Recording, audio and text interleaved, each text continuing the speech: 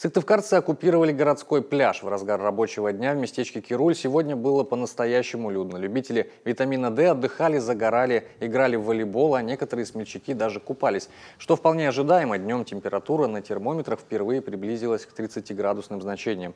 Что же до самой реки, здесь только плюс 15, Вычегда не успела прогреться. Окунаться в такую попросту опасно. Да и само место отдыха официально пока не открыто, до сих пор нет кабинок для переодевания, мусорных баков, туалета.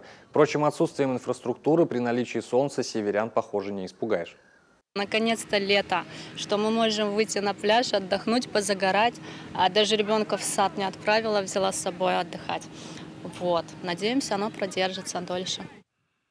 Спасатели напоминают, вода ошибок не прощает, и возле реки себя необходимо вести максимально аккуратно.